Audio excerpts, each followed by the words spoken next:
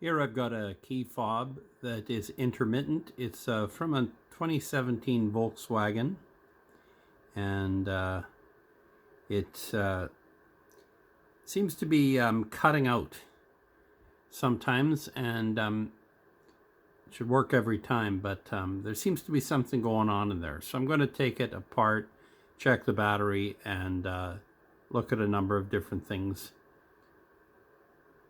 that might be the cause of that. The way you open these up is right here. There's this, you've got this back part here, and you just gently stick a knife or an X-Acto knife and just gradually bend this up, and this back panel should come off. You have to do it very carefully, just kind of gently work it in.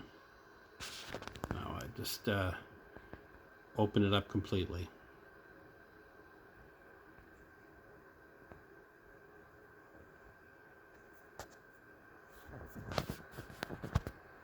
So here I've got the battery exposed inside, and I'm going to take the battery out and I'm going to check the voltage with this meter here.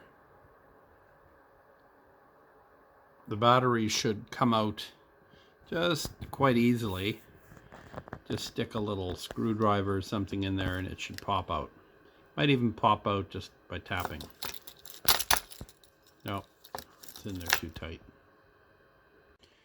I've popped the battery out and I've put it on the voltmeter, and it's 2.99 volts.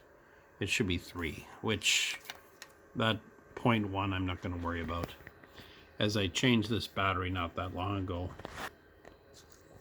It's a 3-volt battery.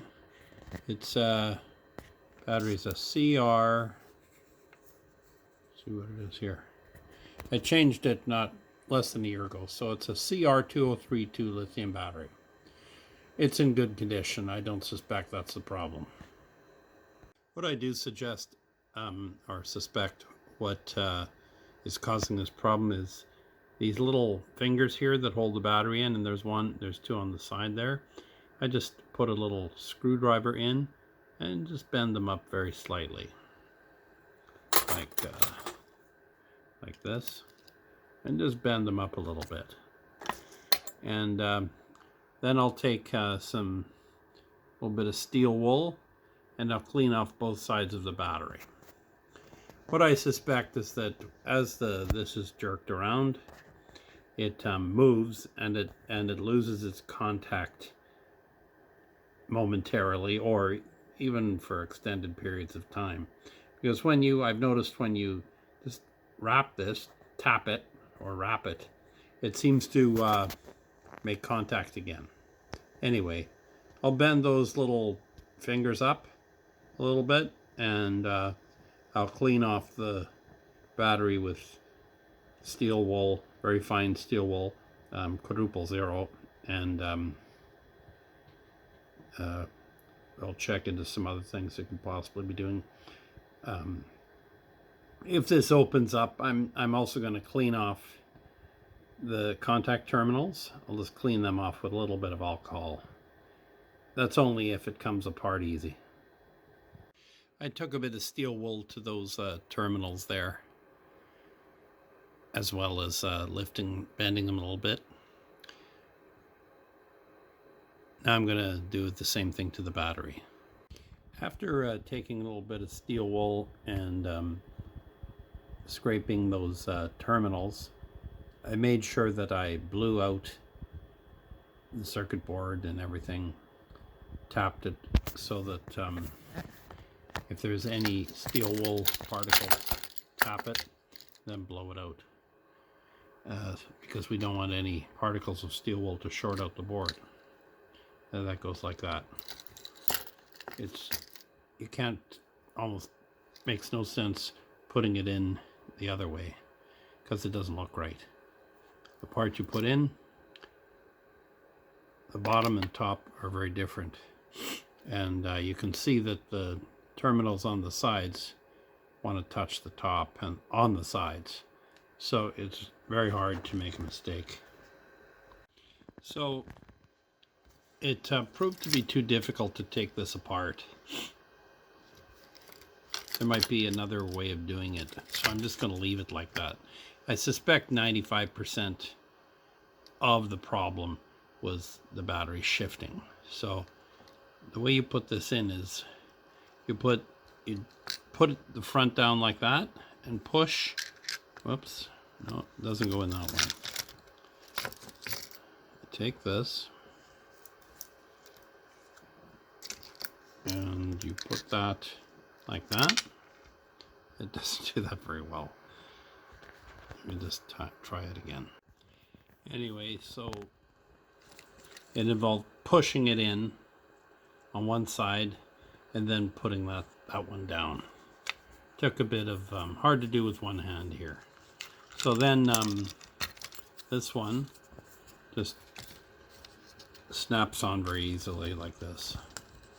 Just put it on like that and it all snaps together again.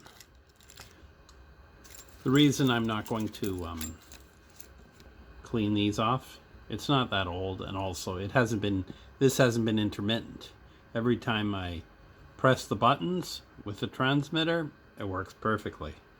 I look at it on the oscilloscope. I'll show you. So here we have a device called a spectrum analyzer. This is what the display looks like. And I know that an import key fob works at 315 megahertz, and North American ones work up in 426 or something.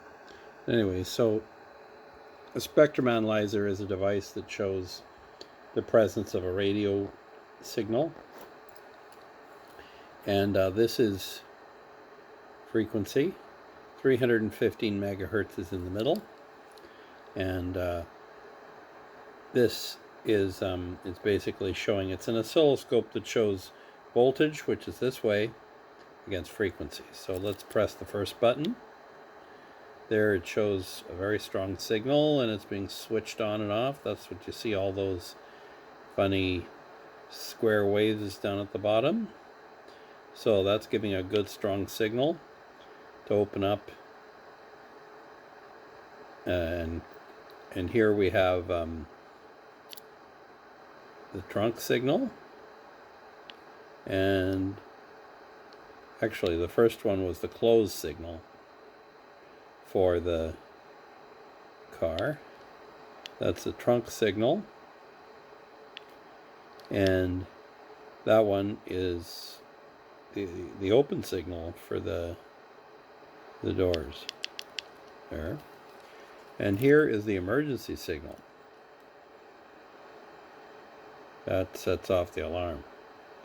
So they seem to work very well. Good strong signals. So I'm going to consider this to be fixed.